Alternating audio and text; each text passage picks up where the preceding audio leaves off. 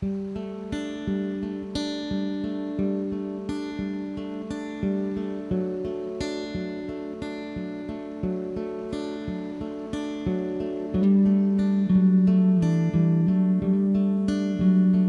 is a wee wet fly that I tied many years ago.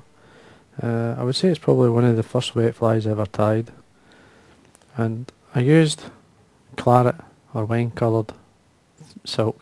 In this case it's Pearsall silk. As you can see, this is an old spool, and the bobbin holder I'm using is a D.H. Thompson, which is a ceramic, and it's made for the smaller spools. As you can see, it's a great wee bobbin holder. But anyway, this was the silk I used, and I didn't know much about wet flies.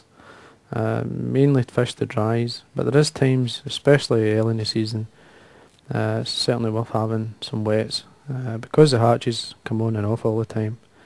And normally I would fish this, believe it or not, I would just tie it to below a dry fly and just cast into behind stones, in the stream, into the quiet water, and it used to catch it. I mean, I've got lots of fish on it. So there was another wee quill version I used to catch on as well as this one, wee grey quill, and it's like a wet dry fly, if you want to call it, and just a dry fly I would normally tie, but made it wet, as you can see. But this would be the best one. This would be the most consistent. Now I've got my wax on the side of my finger, as I always do. Make sure you wax the Pearsall silk, and then what I normally do is I wind down until I reach the point of the hook, or the thread's in line with the point of the hook, and then I get some mole fur, just a tiny wee drop. Now what I do is, if you anti-clockwise spin the bobbin holder, this will open the silk thread, make it go flat, and then you just touch it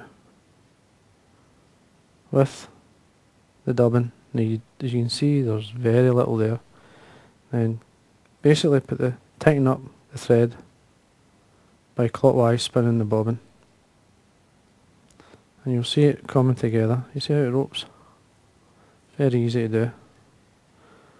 Basically you're looking for the claret or the silk to show through, especially when it's wet.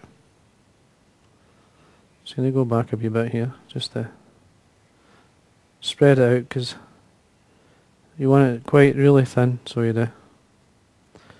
And that's it. Just I roll my fingers along the sides, just to basically set it back. There we go. Now, I didn't have a lot of feathers either, and the one I did have was the Mallard. This is the Mallard feather butt from the hen bird, which I find has the small covert feathers have very light tips. You see the very light tips there. Now I've taken one off, and you'll see here the tips are a wee bit better. Now first thing I'm going to do is remove from the bottom the rubbish I don't need, or basically I only want 2 turns at the most, if that, depending how well it winds on. I'm going to tie it in by the tip. Now to reveal the tip of the feather, I've got my trusty old and original Hackle pliers that I've had for as long as I've tied flies. You need a very light pair, just to reveal the tip of the feather. There we are. Now, to make it even more sparse, I'm going to remove the side, the edge that's leading the edge, which is going to be going on to the base of the hook. Now when I come in here, I need a wee tiny bit more. I need some of the finer ones at the top here. See them there? Then come in. There's quite a few ways you can actually tie in this. Cut it, you can do what you like. I do whatever suits me. I just come in, the easiest way to do it is to come in with a couple of turns, fold it back, and a couple of turns up, and then trim these away. Now I Again, just a wee tiny bit of wax on the thread to come back down to the eye, and then come in with the Hackle pliers. You could do it by hand if you wish, it's up to yourself. And then it's important that you do one turn in front of the other. All I'm doing is drawing this back. Now that's all you're going to get out of that. It's basically a turn or so. So come across, put a 90° bend into the stem, tie it down. Trim this away, a couple of turns. You've got wax. And then basically tidy up. Now you could tie off at that point while you're tidying up. It's up to yourself. It's important that you do keep these flies as sparse as possible. I find that certainly do work a lot better. And trim away your thread once you've finished.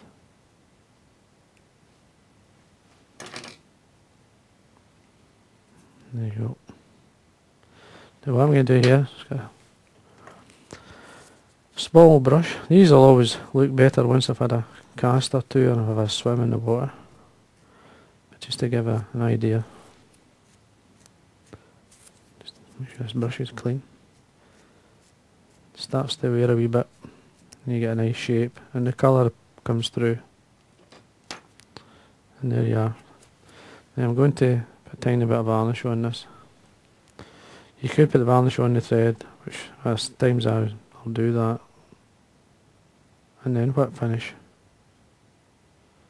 In this case I'll have to varnish it. There you go. And then it's a matter of making sure the eye is clear.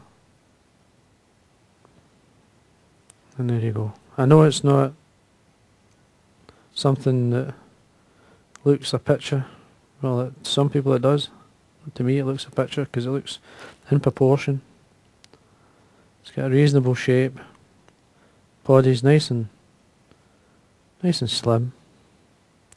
I can see some of the claret thread showing through, which I'm wanting. And there we are. And it's basically, there's not a name for it, it's just using these colours. Claret, purple's very good, same fly, but use a purple thread. Again, another one certainly worth having in your box. So I hope you like that wee Mallard and claret, or wine, depending on how you buy it. Some say it was wine. I would say it probably is more wine than claret, but it's whatever colour you prefer it to be. And mull's fur. So hope you enjoyed that, and that's your small river wet.